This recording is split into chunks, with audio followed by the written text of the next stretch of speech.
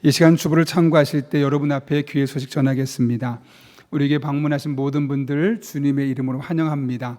등록 원하시는 분 말씀하시면 제가 친절하게 도와드리도록 하겠습니다. 그리고 명절을 위해 오신 가족, 친지들 환영합니다.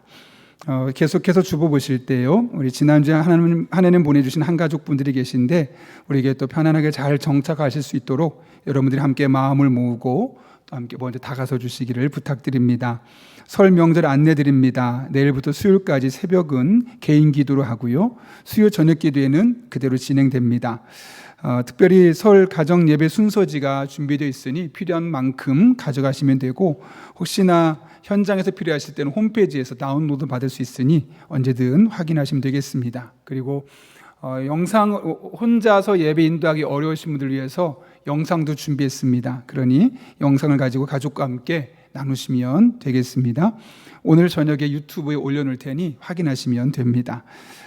돌아오는 다다음 주죠, 3월 첫째 주일 오후 찬양 예배는 오이코스 리더 축복 예배로 드립니다. 그동안 우리는 헌신 예배를 드렸는데 이번에 헌신 예배가 아니라 멤버들도 다 참석해서 리더들을 축복하고 마치 하나님 앞에 파송하는 마음으로 하려고 합니다. 그러니 3월 1일 첫째 주일만큼은 여러분들이 시간을 좀 미리 다 내어서 확보해 주셔서 오후 찬양 예배를 함께 드렸으면 합니다. 그렇게 꼭 기억해 주시길 바랍니다.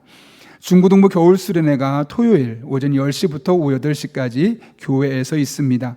위에서 많이 기대해 주시기를 바랍니다.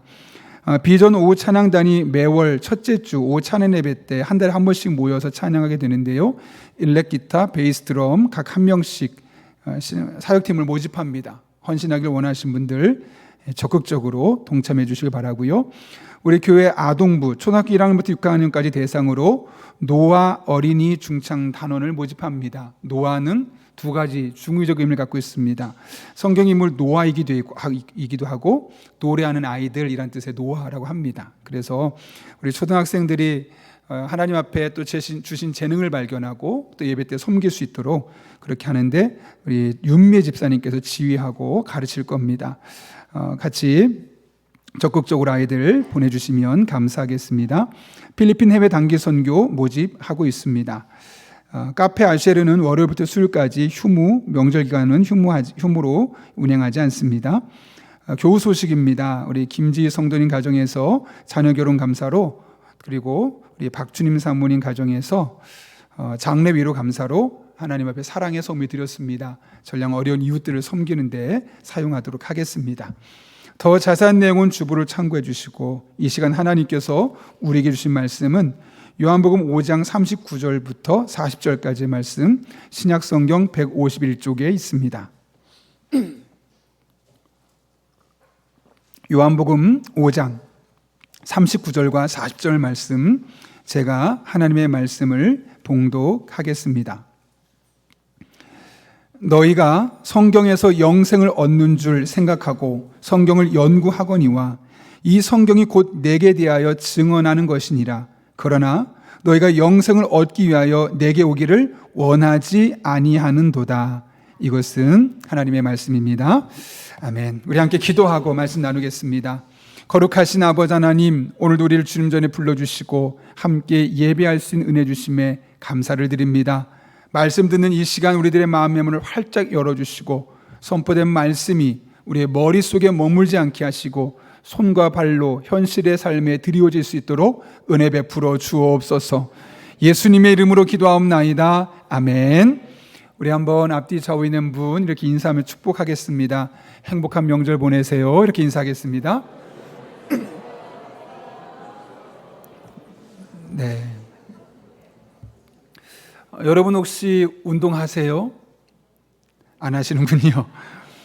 저 같은 경우 최근에 좀 건강 관리를 위해서 운동해야겠다 하는 마음이 있어서 생각해 보니까 어디 멀리 다니면서 피트니스 센터 다니기 어려울 것 같아서 집에서 할 수 있는 운동이 무엇일까 하다가 자전거를 한번 사보자. 그래서 실내에서 할 수 있는 자전거를 아내랑 함께 운동하기로 결단하고 막 저렴한 중고를 찾아봤습니다. 딱 좋은 걸 발견했습니다. 그 아내랑 이거 삽시다 하고 결단했는데 잠깐 보류하기로 했습니다. 약 15년 전에 러닝머신을 샀던 기억이 어렴풋이 떠올랐기 때문에 그렇습니다. 그 당시 제가 교회 사역도 참 많았고요. 더군다나 제가 그때 박사과정을 하고 있어서 시간이 너무 없었습니다. 그래서 운동할 시간이 없다 보니까 어쩔 수 없이 정말 큰 돈을 들여서 중고지만 러닝머신을 샀습니다. 그리고 러닝머신을 딱 사고 나서 열심히 한 달 동안 운동했습니다. 그리고 어떻게 됐을까요? 러닝머신은 빨래 건조대로 바뀌어 있었습니다.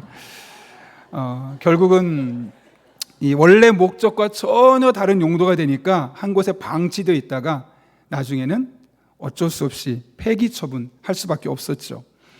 그때 기억 때문에 사이클을 살까 살까다 결국은 안 사기로 했습니다. 돌아보면 러닝머신이 빨래 건조대가 되는 것처럼 우리 주변에도 본래 만들어진 목적과 다르게 사용되어서 낭비되는 것들이 얼마나 많은지 모릅니다. 고장나서가 아니고 성능이 문제가 있어서도 아니고 원래 목적과 다른 목적으로 쓰이다 보니까 오히려 유익한 기구가 아니라 짐짝이 되어버리는 거죠. 대부분의 모든 것이 그런 것 같습니다. 여러분, 시간도 마찬가지 아닐까요? 하나님께서 우리에게 분명히 주신 시간이 있습니다. 물론 모든 사람에게 24시간이란 똑같은 시간을 주셨지만 그 시간을 어떻게 인식하고 살아가느냐에 따라서 그 시간을 황금 같은 시간으로 보낼 수 있고, 그 시간을 인식하지 않고 그냥 주어진 삶을 따라가는 과정을 통해서 시간의 노예가 되어 살아갈 수도 있는 법입니다. 그것이 꼭 시간만 그렇겠습니까? 건강도 그렇고 일도 그렇고 사람도 그렇고 그 주어진 본래 목적에 잘 충실하게 활용하면 너무너무 귀한 것들이 되는데 그 본래 목적을 벗어나는 순간 짐이 되고 장애가 되고 문제가 되는 것이죠. 그런 것 중에 하나가 성경이라고 생각합니다. 여러분, 하나님께서 우리에게 주신 많은 책 중에 오랫동안 가장 잘 많이 팔린 책이 바로 성경이라고 많이 이야기하죠. 세계 성서공예연합회라는 곳이 있는데 그곳에서 2023년 통계를 냈는데요. 전 세계적으로 성경이 몇 개 언어로 번역되어 있을까요? 지금 743개라고 합니다. 그러면 전 세계 언어는 몇 개일까요? 7,400개가 넘습니다. 그러니까 약 10% 정도가 지금 번역이 되어 있죠. 그리고 약 10년 동안 성경책이 39억 권이나 팔렸다고 합니다. 정말 많은 성경책이 팔린 겁니다. 놀라운 일들이 있는데요. 성경은 교회를 다니며 예수님을 믿는 사람이건 교회를 다니지 않는 사람이건 모든 사람에게 관심의 대상이라고 하는 겁니다. 그래서 어떤 사람은 교회를 전혀 다니지 않는데 왠지 잠언 이야기를 볼 때마다 내가 지혜로워지는 것 같아서 크리스천이 아님에도 불구하고 성경을 사서 읽고 있다는 이야기를 합니다. 또 제가 아는 어떤 분은 교회를 전혀 다니지 않는 분인데 왠지 성경 말씀을 읽다 보면 마음이 편안해지는 것들이 있어서 마음의 명상과 안정을 위해서 성경을 사서 읽는다고 그러죠. 최근에 아주 흥미로운 결과가 하나 나왔는데요. 우리가 말하는 MZ세대 중에 G세대, Z세대가 성경에 관심이 조금씩 높아지고 있다는 겁니다. 불안한 현실을 바라보면서 인생의 의미를 어떻게 찾을까, 또 마음에 위로를 받고 싶은 마음에 조금씩 성경을 읽고 찾는 일들이 생긴다는 거죠. 한 통계를 보았더니 성경을 구매하는 사람의 약 28%, 다른 말로 하면 3분의 1 정도 되는 사람이 교회를 전혀 다니지 않는 사람이라는 거예요. 별로 안 놀라시나요? 성경을 구입한 사람, 성경을 읽는 사람 중에 3분의 1이 교회를 안 다니는 사람들이래요. 그러니까 그 사람들도 성경을 읽으면서 뭔가 위로를 받고 지혜를 얻고 유익하다고 생각하기 때문에 전혀 교회와 상관없음에도 불구하고 성경을 사서 읽는 일들이 일어난다는 거죠. 참 좋은 것 같습니다. 그런데 성경에 기록된 본래 목적은 단순한 위로도 아니고 호기심을 충족시키기 위한 것도 아닙니다. 물론 성경을 깊이 읽다 보면 반드시 그런 일이 일어납니다. 나의 삶에 관심이 좀 더 확장되는 것을 느끼게 되고, 내가 정말 힘들 때, 아플 때, 눈물 날 때 위로가 되기도 하고, 또 불확실한 세상 속에서 늘 걱정, 근심에 시달릴 때 안정감을 갖고 살아갈 수 있는 그런 마음을 우리에게 주시기도 하죠. 그러나 성경이 기록된 가장 본질적인 목적은 예수님을 만나는 것. 이 성경책을 읽어가면서 예수님이 어떤 분인지 분명히 깨닫게 되고, 그분이 아들 예수님이 십자가에 못 박혀 죽으신 그 사건이 어느 불특정 다수를 넘어서서 바로 나를 위한 사건임을 깨닫게 되고, 내가 하나님의 자녀가 되었다는 사실을 확신하며 그분 앞에 살아갈 수 있는 길을 알아가는 것, 그것이 바로 성경이 우리에게 주어진 가장 중요하며 본질적인 목적입니다. 이 본질적인 목적이 있는데 이 본질적인 목적을 갖고 성경을 이용하지 않으면 아무리 우리가 설교를 많이 들어도 아무리 유튜브로 많은 성경 공부를 해도 그것은 시간 낭비에 불과할 뿐입니다. 예수님 당시에 유대인들이 바로 그랬죠. 그들은 구약 성경을 가지고 있었습니다. 그래서 성경 공부에 대해서 누구보다도 진심인 사람들이었죠. 그런데 예수님은 유대인들이 성경 공부에 대한 그 열심이 오히려 하나님께서 그들에게 성경을 주신 목적에 장애물이 되고 방해거리가 되고 있다고 이야기합니다. 오늘 39절인데요. 이렇게 이야기하죠. 같이 한번 읽어볼까요? 시작. 너희가 성경에서 영생을 얻는 줄 생각하고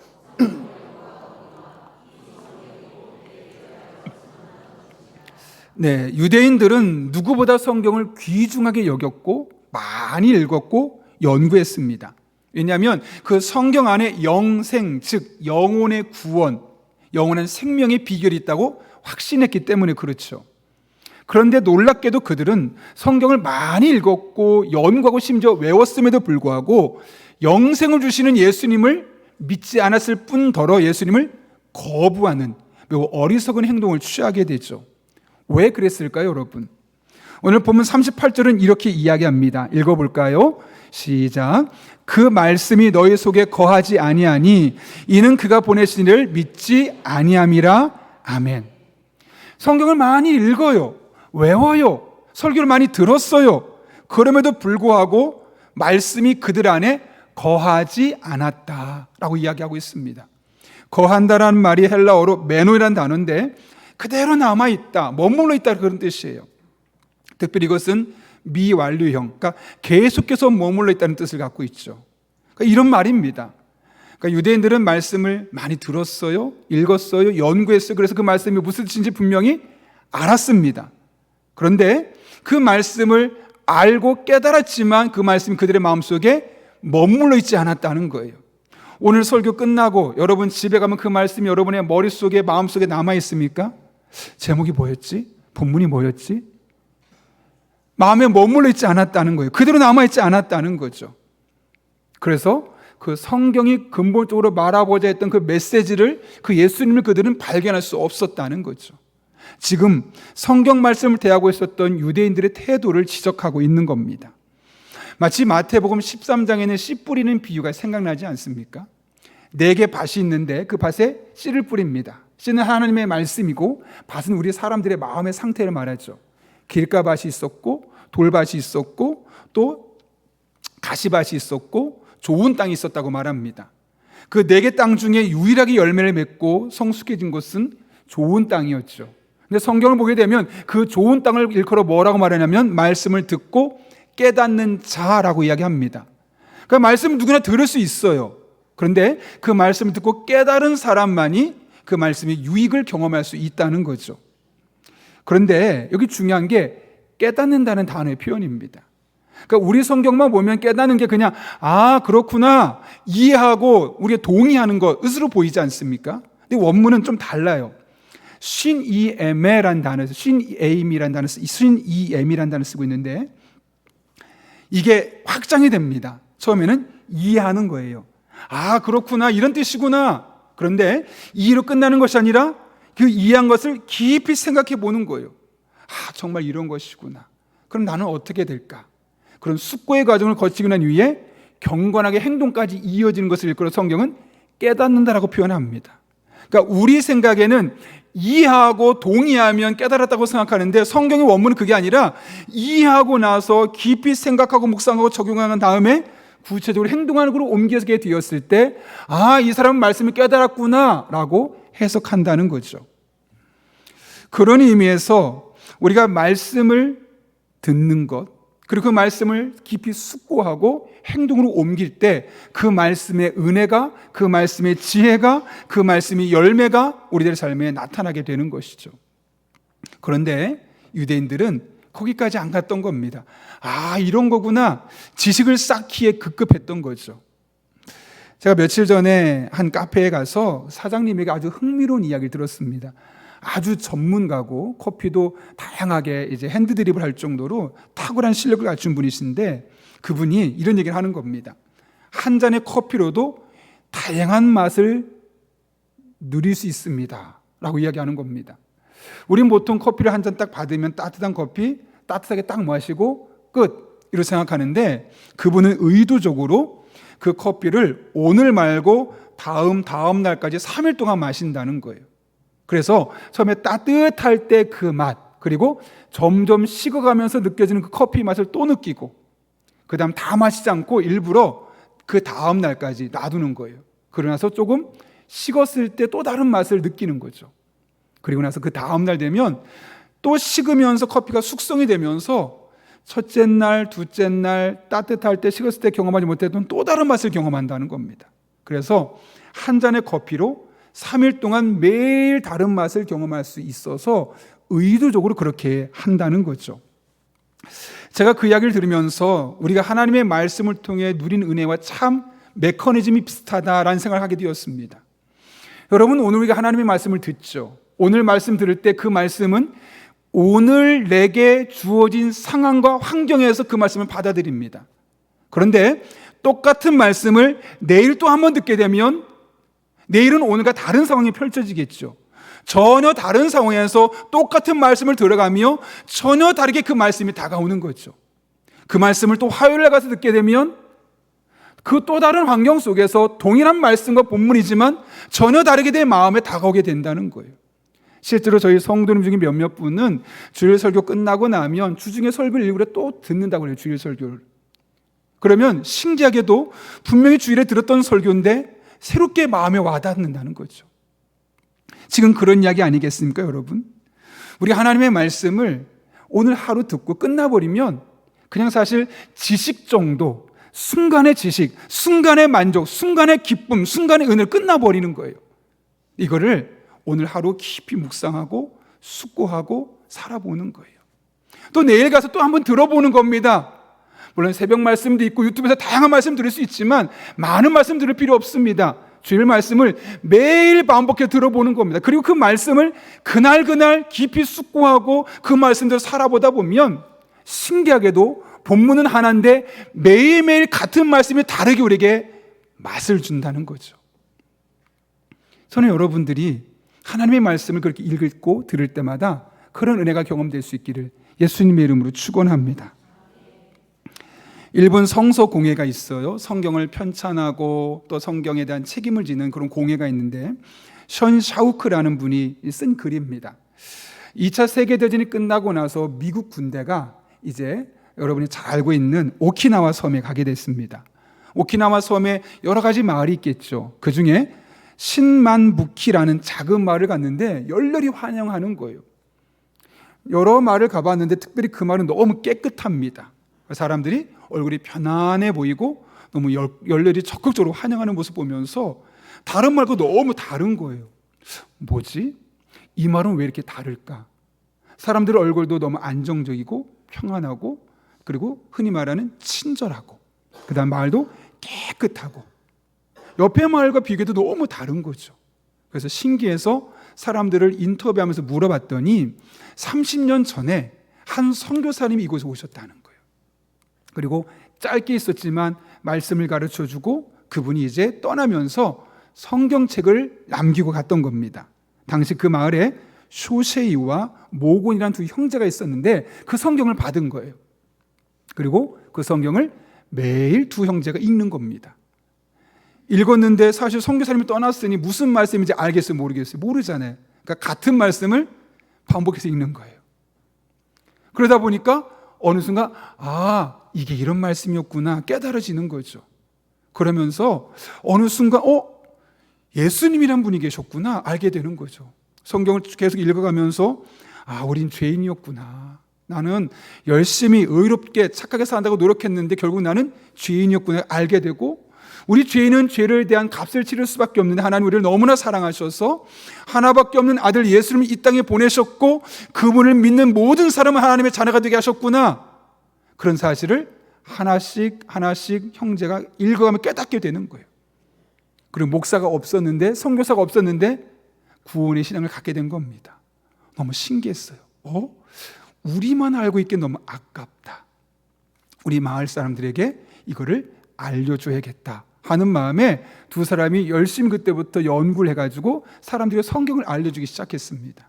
그러면서 큰형 쇼세이는 그 지역에 우리 말하면 마을 시장, 이장님이 되었고, 또 모곤 동생은 학교의 선생님이 되었어요. 모곤은 학교 선생님이 되어서 모든 수업을 시작하기 전에 꼭 성경을 읽고 묵상하고 시작하자. 그게 그 지역, 이제 신만부키라는 지역의 문화가 된 거죠. 학교의 문화가. 그 다음에 쇼세이는 이제 마을에서 결정할 게 얼마나 많겠습니까? 그걸 결정할 때마다 무엇이 기준이 되어야 되느냐? 어떤 사람에게 더 많은 이득을 주느냐? 아니요. 이것을 했을 때 하나님 말씀에 가장 위배되지 않는 것, 아니 하나님 말씀에 가장 가까운 것이 어떤 행동이냐? 그게 기준이 되어버린 거예요. 그래서 마을에 대소사를 결정할 때마다 다 모여서 여러분 이거 결정하려고 하는데 어떤 게 하나님의 말씀에 더 가까울까요? 그게 모든 결정의 기준이 되었던 겁니다. 그렇게 쇼세이와 모곤 형제가 30년 동안 차근차근 하나님의 말씀을 가지고 그 마을에서 가르치기 시작했던 겁니다. 그러면 사람들이 그 예수님을 다 만나게 되고, 그러니 그 예수님 믿는 마음이 너무 평안하고 행복해지게 되고, 서로 친절하게 되고, 정말 예수 그리스도 안에 한 가족 공동체가 되어버린 거죠. 그래서 서로를 위해서 남의 집 앞에도 청소해주고 그러니까 마을이 깨끗해진 겁니다. 놀라운 것은 성경을 이 마을만 준 것이 아니라 연마을에 다 주었던 거예요. 그런데 거기는 성경을 주고 끝난 거죠. 그런데 유독 이 신만부키라는 지역에는 소세이와 모곤 형제가 그 말씀을 읽고 가르쳐 줄 사람이 없으니까 같은 몸을 계속 반복해 읽으면서 은혜 받기 시작하고 매일매일 주신 그 말씀을 붙들고 살아가면서 그들의 삶이 바뀌고 조금씩 30년 동안 그 마을 공동체를 완전히 바꿔버렸던 거죠. 장조는 그 마을 사람들이 왜 다른 마을 사람들과 다를 수밖에 없었는지를 알게 되었던 겁니다. 30년 전에 두 형제가 하나님의 말씀을 읽어가며 그 말씀을 깊이 숙고하고 같은 말씀을 반복해서 삶에 적용하면서 그걸 날마다 많은 사람에게 가르쳐가면서 그런 놀라운 변화를 경험하게 되었던 것이죠. 성경 한 권이, 아니 엄밀히 말하면 그 성경 말씀을 한 사람 안에 거하게 되면서 그 사람 마음속에 머물게 되며 생긴 놀라운 변화죠. 여러분 성경 말씀에 이런 힘이, 이런 강력한 힘이 있음을 믿을 수 있기를 바랍니다. 그렇다면 이런 생각이 듭니다. 여러분 오늘날 이 하나님의 말씀인 성경은 도대체 우리에게 어떤 영향을 주고 있습니까? 성경을 열심히 읽었기 때문에 그 성경 말씀이 여러분의 삶의 방식에, 가치관에 변화를 주었습니까? 아니면 여전히 믿지 않는 사람의 가치관과 똑같은 가치관을 살아가고 있습니까? 이 성경 때문에 여러분의 기질과 성격, 불같은 성격이 바뀌어 있습니까? 아니면 여전히 나는 원래 그런 사람이야 라고 말하면서 변하지 않는 성격으로 힘들게 살아가고 있습니까? 성경 때문에 여러분 주변의 사람이 조금씩 달라지고 있나요? 아니면 여전히 오랫동안 변함이 없이 그대로 남겨져 있습니까? 유대인들만큼 성경을 잘 아는 사람은 없습니다. 제가 이스라엘 성지순례 갔을 때 통곡의 벽 앞에서 깜짝 놀랐습니다. 그들은 성경을 읽는 게 아니라 통째로 외웁니다. 한 정을 읽고 계속 눈을 감고 앞뒤로 왔다 갔다 하면 성경 외웁니다. 그럴 정도 성경에 진심인 사람들입니다. 그런데 읽고 외워서 지식은 많아졌겠지만 그 말씀을 깨닫고 그의 마음속에 머물러 있어서 자신의 삶을 변화시키는 데는 큰 힘을 갖지 못했던 것이죠. 오늘 예수님이 지금 그들의 그 성경을 대하는 태도를 지적하고 있는 거죠. 여러분, 하나님의 말씀이 오늘 딱 듣고 사라지지 않기를 바랍니다. 여러분의 마음속에 오늘도 머물러 있고 내일 똑같은 말씀 한 번 더 들으면서 여러분의 마음속에 머물러 있고 일주일 동안 여러분의 마음속에 머무는 것을 넘어서서 생생하게 살아 역사하는 능력과 지혜와 생명의 말씀이 될 수 있기를 바랍니다. 그 말씀이 여러분의 바뀌지 않을 것 같은 기질과 성격을 언젠가는 바꾸어 줄 겁니다. 여러분의 사고방식과 가치관을 바꿔줄 겁니다. 우리의 행동을 바꿔줄 겁니다. 그리고 궁극적으로 이로 말미암아 우리 가정에 조금씩이지만 반드시 변화를 만들어낼 것이고, 그것이 우리 교회 공동체를 바꿔줄 것이며, 마침내 우리 교회가 땅을 딛고 있는 이 용인 지역에 조금씩 변화를 일궈내게 될 것입니다. 그런 은혜가 저와 여러분으로부터 시작될 수 있기를 예수님의 이름으로 축원합니다. 유대인들은 성경을 열심히 공부했죠. 그리고 영생을 얻는다는 사실을 성경을 통해서 알았습니다. 그러나 그들은 영생을 주시는 주님께로 나아갈 수 없었는데 그 이유가 40절에 이렇게 밝혀집니다. 같이 읽겠습니다. 시작. 그러나 너희가 영생을 얻기 위하여 아멘.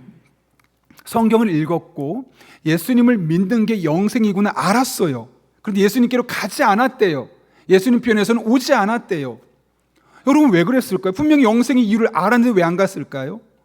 여기 원문을 보게 되면 오다란 단어가 헬라어로 에르코마이라는 단어예요. 에르코마이. 쫓아가다, 추종하다 이런 뜻을 갖고 있습니다. 따라가다.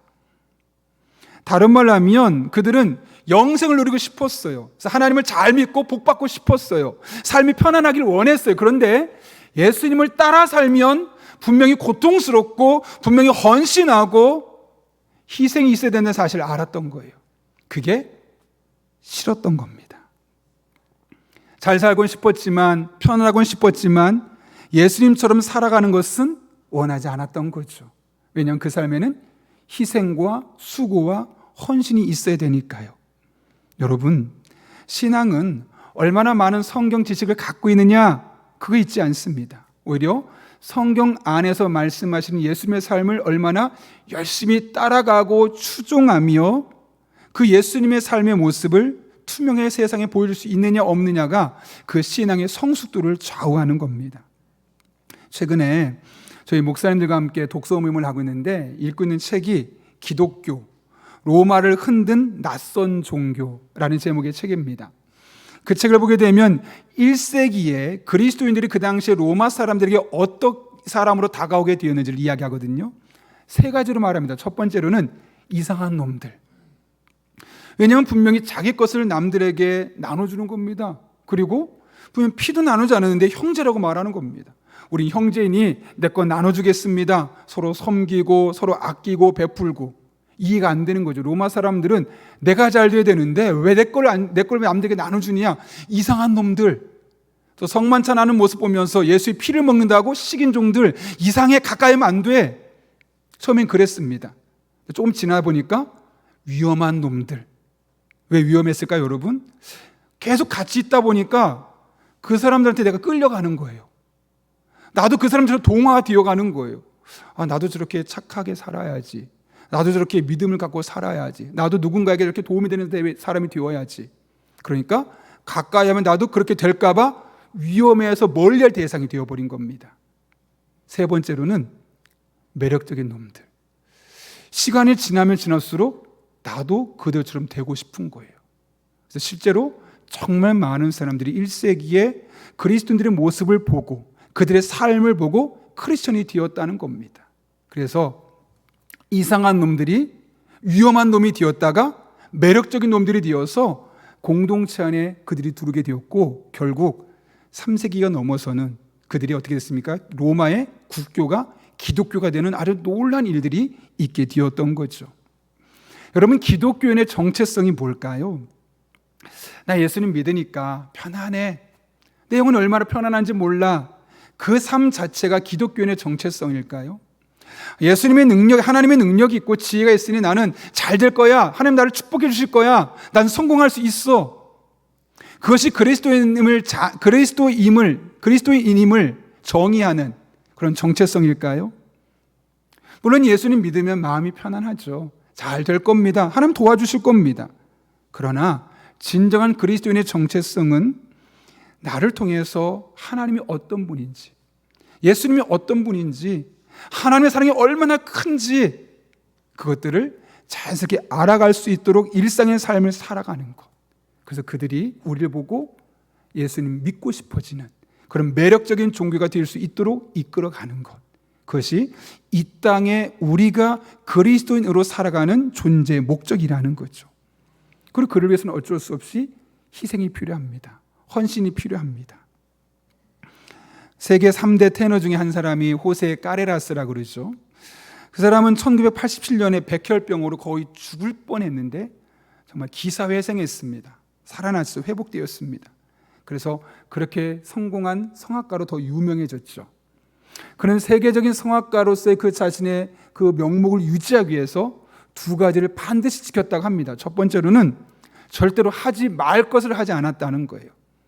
특별히 그는 담배를 이제는 더 이상 피지 않았고, 심지어 담배 피는 사람 근처에도 안 갔다 그래요. 왜냐? 목을 써야 되는데 담배 연기가 목에 가장 치명적인 것을 깨달았기 때문에 내가 이 성악가의 자리를 유지하기 위해서는 절대로 이 일은 하지 않겠다라고 했다는 거죠. 여러분, 우리 그리스도인들 그렇지 않습니까? 내가 그리스도인으로서 할 수 있는 것이 참 많아요. 그런데 이거는 절대 해서는 안 될 것들이 있습니다. 마지노선이 있습니다. 선을 넘어서는 안 되는 것들이 있죠. 제가 굳이 일일이 언급하지 않아도 여러분 분명히 알 겁니다. 그래, 이거는 그리스도인으로서 하면 안 돼. 하면 사람들에게 손가락질 받아. 이것은 좋지 않아. 두 번째로 그는 반드시 해야 하는 것을 꼭 지키겠다고 결단했다는 거죠. 상황과 상관없이 내 몸의 컨디션이 좋지 않아도 혹은 연습을 할 수 없는 공간이 있어도 무조건 매일 30분씩 발성 연습을 했다는 거죠. 우리 그리스도인들도 마찬가지 아니겠습니까? 우리가 아무리 바빠도 매일 해야 되는 것들이 있잖아요. 그리스도인이기 때문에, 예수님 믿는 사람으로서 삶을 살아야 되기 때문에 꼭 반드시 날마다 해야만 하는 것들이 있잖아요. 말하지 않아도 여러분 분명히 아실 겁니다. 그런 것처럼 호세 까레라스는 하지 말아야 할 것은 절대로 하지 않고 반드시 해야 될 것은 꼭 하는 이 두 가지를 항상 염두에 두고 살았더니 그가 마지막까지 건강한 몸 상태를 유지하면서, 목을 유지하면서 세계 성악가, 3대 성악가로서 그 이름을 망치지 않을 수 있었다는 거죠. 여러분, 한 사람이 그 성악가의 명성을 유지하기 위해서 해야 할 것과 하지 말아야 할 것을 분명히 구분하고 지켰다면, 성악가는 아니지만 예수 그리스도의 피로 구원받은 자랑스러운 우리 그리스도인들은 그 그리스도인이라는 그 이름에 합당한 삶을 살기 위해서 당연히 하지 말아야 할 것을 거부하고 해야 될 것을 반드시 해야 하는 삶을 살아야 하지 않겠습니까? 그러려면 반드시 희생과 수고와 헌신이 따를 수밖에 없습니다. 이 험한 세상을 살아가면서 우리가 그리스도인으로서 이 세상을 산다는 것은 곧 예수님의 발자취를 따라 살아가는 겁니다. 이른바 작은 예수처럼 살아가는 것이죠. 그렇게 우리에게 주어진 상황이 어떤지와 상관없이 날마다 순간마다 언제 어디서나 우리가 작은 예수로서, 예수님이 살았던 그 삶을 우리들의 삶을 통해 그대로 보여줌으로써, 그럼 우리의 말이 전해지는 곳마다, 우리의 손길과 발이 닿는 곳마다 예수님의 향기가 가득 채워지는 것을 보게 될 것입니다. 여러분, 설명절입니다. 설명절인데 어떤 목적과 어떤 마음으로 가족들을 만나러 가십니까? 오랜만에 만나니까 맛있는 거 먹어야지, 즐거운 시간 보내야지, 친구들도 오랜만에 만나고 친척도 오랜만에 만나니까 그동안 할 수 없는 거 다 해봐야지. 네, 좋은 일 하십시오. 그런데 단순히 먹고 마시고 즐기는 것에 국한되지 마시고 그곳에서 내가 하나님을 믿는 자랑스러운 그리스도인으로서 어떤 모습을 보여줄 때 그들이 참 괜찮다, 도대체 뭐가 저 사람을 저렇게 다르게 할까, 나도 믿어보고 싶다. 처음에는 이상한 놈이라고 하겠죠. 그 다음에 위험한 놈이라고 하겠죠. 그러나 그런 모습이 쌓여지면서 누적되면서 어느 순간 나도 그 예수님을 알려달라고, 매력적인 사람으로 우리가 역할을 하게 될 겁니다. 설 명절 즐기십시오. 행복한 시간 보내십시오. 그러나 한 가지만 덧붙이십시오. 내가 그리스도인으로서 자랑스러운 예수 믿는 자로서 희생이 있다 할지라도, 남들보다 조금 더 수고해야 한다 할지라도 나를 통해 예수님의 향기가 드러날 수 있는 그런 설 명절이 될 수 있기를 바랍니다. 그래서 전혀 예수님 믿지 않았던 사람이, 아니 예수님에서 반감 가졌던 사람들이 여러분 때문에 마음의 문이 열려지고 머지않은 시점에 우리가 자랑스러워하고 우리가 사랑하는 그 예수님을 믿게 되는 그런 놀라운 은혜가 우리들의 가정 속에 이 설명들이 시작될 수 있기를 예수님의 이름으로 축원합니다. 이 시간 이 오늘 말씀을 기억하면서 오늘 한날의 말씀이 아니라 내일도 그 다음 날도 한번 여러분 미션을 드리겠습니다. 일주일 동안 매일 말씀을 한 번씩 또 들어보십시오. 그리고 그 말씀대로 오늘 어떻게 살아볼까 진작에 한번 고민해 보십시오. 그리고 다음 주일에 어떤 은혜가 있었는지를 여러분의 마음에 품고 주일 예배 참석해 보십시오. 전혀 다른 삶을 살게 될 겁니다. 그런 마음으로 함께 찬양해 볼까요? 주님 말씀하시면, 주님 말씀하시면 내가 나가리다. 주님 뜻이 아니면 내가 멈춰서리다. 나의 가고 서는 것 주님 뜻에 있으니 오 주님. 우리 다시 한번 고백해 볼까요? 주님 말씀하시면 내가 나아가겠습니다. 주님 말씀하시면 그 말씀이 어떤 말씀이라도 따르겠습니다. 순종하겠습니다. 주님 뜻이 아니면 내가 멈춰서리라. 나의 가고 서는 것 주님 뜻에 있으니 오 주님 나를 이끌. 다시 한번 고백합니다. 주님 말씀하시면, 주님 말씀하시면 결단하며 찬양합니다. 사모하며 찬양합니다. 주님 뜻이 아니면 내가 멈춰서리다.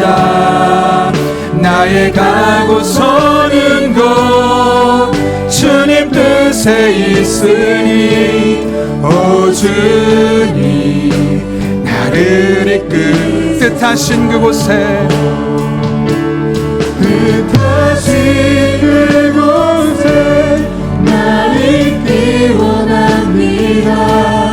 이끄시는 대로 순종하며 살리니 연약한 내 영혼 통하여 일하소서. 주님 나라와 그 뜻을 위해 뜻하신 그곳에, 뜻하신 그곳에 나 있기 원합니다. 이끄시는 대로 순종하며 살리니 연약한 내 영혼 통하여 일하소서. 주님 나라와 다시 한번 더 고백합니다. 뜻하신 그곳에,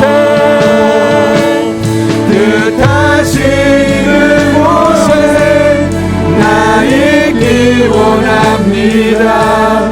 이끄시는 대로 순종하며 살리니 연약한 내 영혼 통하여 일하소서. 주님 나라와 그 뜻을 위하여 오 주님 나를 이끌소서. 우리 이 시간 함께 기도하실 때 말씀 붙들고 기도합니다. 하나님 옆에 간절히 기도할 때 하나님 아버지, 하나님의 말씀을 듣고 끝나지 않게 하시고 매일 그 말씀 듣고 또 들을 때 그 말씀이 우리 안에 머물게 하여 주시옵소서. 우리 안에 거하게 하여 주옵소서.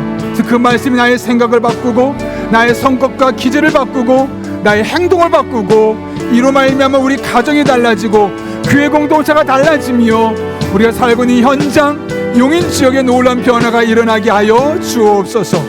한 걸음 나아가 우리가 이 세상을 살아가면서 하나님 앞에 나아가는 것을 거부할 때가 참 많습니다. 그러나 우리가 어떤 희생이 있다 할지라도 어떤 수고가 있다 할지라도 예수님을 따라가는 예수님을 쫓아가는 작은 예수의 삶을 살아갈 때 놀란 변화들이 일어나게 하여 주옵소서. 우리는 기도 제목 가지고 하나님의 도우심을 구하며 하나님 앞에 간절한 마음으로 1분 정도 함께 기도하겠습니다. 거룩하신 아버지 하나님, 불러주신 은혜 감사를 드립니다. 하나님을 바라보며 찬양하며 의지하며 믿음의 길을 걸어갈 때 우리 한 사람 한 사람 만져주시옵소서. 특별히 하나님의 말씀이 우리 안에 거하게 하여 주옵소서. 오늘도 그 끝나지 않게 하시고 들은 말씀, 선포된 말씀이 우리 안에 생생하게 살아 넘치게 해주시옵고 이 말씀이 지혜의 말씀이 되고 능력의 말씀이 되고 우리를 살리는 생명의 말씀이 되게 도와주셔서 이 말씀으로 말미암아 우리의 삶에 놀란 변화들이 일어나게 하여 주옵소서. 하나님의 은혜를 경험하게 하시고 능력을 경험하게 하시고 지혜를 경험하게 도와주시옵고 그렇게 하나님 앞에 우리들의 삶이 새로워질 수 있도록 그래서 내가 변하게 하시고 우리 가정의 변화가 일어나게 하시고 우리 교회가 달라지게 하시고 우리의 직장과 우리의 삶의 터전이 하나님의 놀라운 은혜를 맛볼 수 있도록 주님 인도하여 주옵소서. 하나님 아버지, 예수님을 따라가길 원합니다. 예수님을 쫓아가길 원합니다. 어떤 희생과 헌신이 있다 할지라도 예수님을 끝까지 쫓아갈 수 있는 믿음의 사람들 되게 하여 주옵소서. 헌신하는 일을 꾸는 되게 도와주옵소서. 그럴 때 하나님의 은혜가 임하게 하시고 능력이 임하게 하시고 지혜가 임하게 하시고 아버지 하나님 그 안에서 하나님의 풍성한 은혜가 온전히 맛볼 수 있도록 주께서 친히 역사하여 주옵소서. 예수님의 향기가 나타나게 하여 주옵소서. 예수님의 향기가 나타나게 하여 주옵소서. 그게 주님만을 바라보며 나갈 때 우리 성도들의 삶을 회복시켜 주시옵소서. 은혜로 살아가게 해 주시옵소서. 감사가 넘치게 해 주옵소서.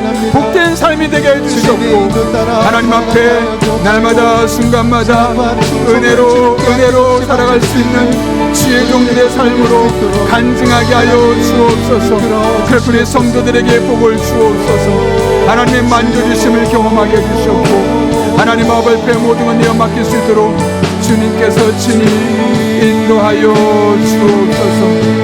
그렇게 주님만을 바라보며 나아갑니다. 주님만을 의지하며 나아갑니다. 우리 성도들에게 복을 더하여 주옵소서.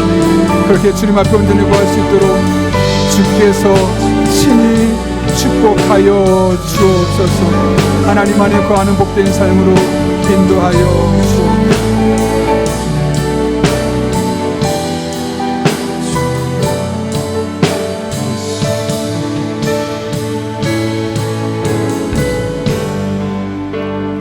살아계신 아버지 하나님, 하나님의 말씀을 자주 듣지만 자주 읽지만 그 순간의 말씀으로 끝났던 적이 얼마나 많은지 모릅니다. 그러나 이제 그 말씀이 우리 안에 거하기를 원합니다. 우리 안에 머물게 하여 주셔서 그 말씀이 나의 사고방식을 바꾸게 하시고 오랫동안 형성되어 왔던 기질과 성격을 바꾸게 도와주시며 궁극적으로 나의 삶이 바뀜으로 말미암아 우리 가정과 교회와 내가 발을 내딛는 곳마다 놀라운 변화가 조금씩 일어나게 하여 주셔서 어느 순간 완벽한 변화를 경험할 수 있도록 은혜 베풀어 주옵소서. 우리가 신앙생활하고 교회를 열심히 나오지만 예수님을 따라가는 삶에는 얼마나 많이 주저하는지 모릅니다. 유대인들의 성격을 많이 알았지만 예수님을 따라가는 삶에 희생과 헌신이 있음을 알았기에 적극적으로 예수님을 따라가고 추종하고 쫓지는 않았음을 봅니다. 그러나 우리는 예수님을 쫓게 하시고 예수님 따라가게 하시고 예수님처럼 생각하고 예수님처럼 말하고 예수님처럼 행동하고 예수님처럼 살아낼 수 있는 믿음의 사람들 되게 하여 주옵소서. 특별히 설 명절 기간에 우리에게서 그 예수님의 향기가 도저히 숨길래야 숨길 수 없을 만큼 강력한 향수가 되게 도와주셔서 많은 사람들이 우리를 통해 예수님을 바라보고 예수님을 사모하고 예수님을 매력적으로 볼 수 있는 그런 변화의 움직임이 이 설 명절 우리를 통해 시작되게 하여 주옵소서. 예수님의 이름으로 기도하옵나이다. 아멘.